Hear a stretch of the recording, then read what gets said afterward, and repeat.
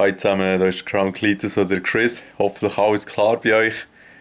Ihr hört, ich bin wirklich fest am Probieren, das nächste Doom Let's Play zu arrangieren, würde ich mal sagen. Aber es hat doch einige Herausforderungen, die ich hier noch meistern muss. Und zwar habe ich diesen Montag, das ist der 18. Juli, habe ich das Gameplay aufgenommen.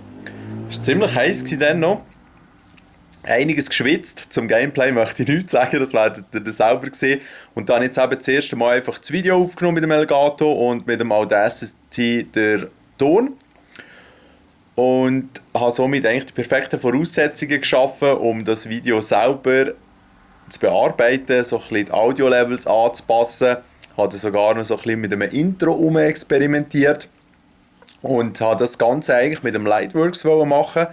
Dort ist es jetzt aber so, dass ich dann Dienstag hatte ich keine Zeit gehabt, am Mittwoch und am Donnerstag oben ein bisschen, habe rumprobiert, Tutorial-Videos angeschaut und irgendwie bin ich einfach nicht warm geworden mit dem Lightworks. Irgendwie, es erinnert mich so ein bisschen an Fruity Loops oder so, die ich vor 15 Jahren mal gebraucht habe. Es ist alles so ein bisschen chaotisch oder ich weiß es auch nicht.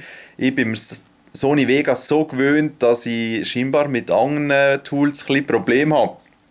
Und darum habe ich dann das Ganze eigentlich auf Eis gelegt. Ich denke, Lightworks macht jetzt mal eine Pause in dem Sinn. Vielleicht befasse ich mich dann später noch einmal damit. Aber eigentlich wollte ich ein bisschen vorwärts machen. Und darum habe ich dann halt wieder Sony Vegas installiert. Und ja, die Version, die ich ja habe, funktioniert eben nicht ganz so optimal leider. Und darum mit vielen Abstürzen zu kämpfen gehabt, habe ich die Einstellungen so ein bisschen versucht zu optimieren. Und jetzt gestern oben, das war der Freitag, habe ich eigentlich das Video so weit zusammenschneiden, mit dem Intro noch ein bisschen arbeiten. Aber es ist halt so, dass er einfach nicht mag rendern, mein Laptop. Und auf dem läuft eigentlich Switcher 3 auf High 1080p superflüssig. Also der hat recht Pfupf zum Glück. Aber entweder es liegt jetzt am Programm oder halt gleich irgendwie kein Blass an was. Jetzt tue ich auch mit Sony Vegas noch auf meinem PC installieren, wo ich das HTC Vive brauche, mit der neuen Grafikkarte. Und also dort sollte genug Saft rum sein, um das Video zu rendern, weil ja, ich möchte es 1080p mit 60 Bildern pro Sekunde und das, ja, auch wenn es nach 3 Stunden dauert oder so, sollte ja eigentlich kein Problem sein. Aber auf dem Laptop fängt es nicht einmal an. Man drückt auf Rendern und er fängt es an aufzuzählen und es bleibt einfach bei 0%. Das hatte ich auch schon gehabt, aber jetzt habe ich gestern oben keine Lösung mehr gefunden. Und darum mache ich jetzt heute mal das kleine Update-Video. Nicht, dass irgendjemand das Gefühl hat, dass da nichts mehr passiert. Es passiert einiges im Hintergrund, aber es ist noch nicht ganz so weit, wie es sein sollte. Darum habt noch ein bisschen Geduld. Ich bedanke mich hier schon mal für das. Und am Schluss noch ein kleines Update, eben wegen dem HTC Vive, weil ich es schon erwähnt habe, bin ich momentan nicht ganz so viel am Gamen, nicht ganz so viel Zeit und ja, wenn es halt draussen eben ja, so ein bisschen sommerlich ist, auch wenn es momentan jetzt gar nicht so wahnsinnig ist, aber ja, der ist mal ein bisschen weniger am Gamen. Ihr könnt es sicher auch, ist ja völlig normal. Wenn ich es aber anlege und loslege, dann spiele ich momentan das Dirt Rally. Das hat es ja fürs Oculus Home gegeben, als VR-Version. Aber mit Steam, mit der Steam-Version kann man es auch spielen.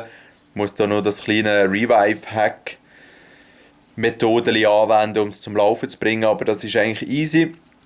Und dann kann man auch das Dirt Rally mit dem Lenkrad, mit dem Sitz und mit der VR-Brille spielen. Und das ist schon sehr cool. Es macht das Game nicht wahnsinnig einfacher, aber es gibt einem schon ein besseres räumliches Gefühl, eben, wenn man halt wirklich im Karren hockt. Sehr nice, ja.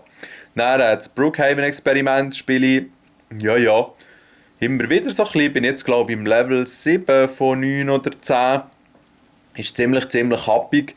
Und meistens bin ich nach 4 Stunden, 20 Minuten so durch, weil so musst du umdrehen die ganze Zeit, Gegner von überall auf dich einstürmen. Und so ein bisschen Schockeffekte hat jetzt ohne Witz. Also, das letzte Mal habe ich schön geschrauen, wo plötzlich einer hinter mir ist gestanden, wo ich mich umdreht. Ist cool gemacht. Und was es jetzt auch gibt auf Early Access auf Steam, ist das Raw Data. Dort kämpft man halt auch so ein bisschen gegen Roboter, die auf einem zustürmen. Sehr vereinfacht gesagt. Ist eigentlich ein Coop-Game, kann man auch allein spielen.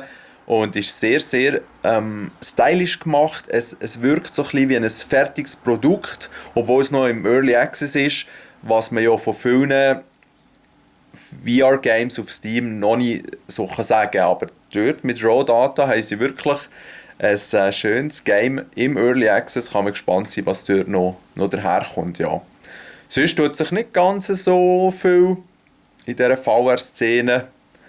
Aber das ist auch in Ordnung. Wir sind schließlich im Sommer und der wird bekanntlich ein bisschen weniger gezockt. Das war es von meinem kleinen Update. Ich hoffe, euch geht es gut. Ich hoffe, ich habe jetzt nicht die Kamera voll gespäut mit meinem Gelaber. Und dann sieht man sich beim nächsten Doom Let's Play, was hoffentlich nicht allzu spät nach diesem Video wird auftauchen, wenn ich Schwein habe, noch am gleichen Tag. Und sonst noch im Verlauf des Weekend hoffe ich. Und sonst nächste Woche. Und sonst nächsten Monat. Aber so lange soll es nicht gehen. Habt's gut. Tschüss zusammen.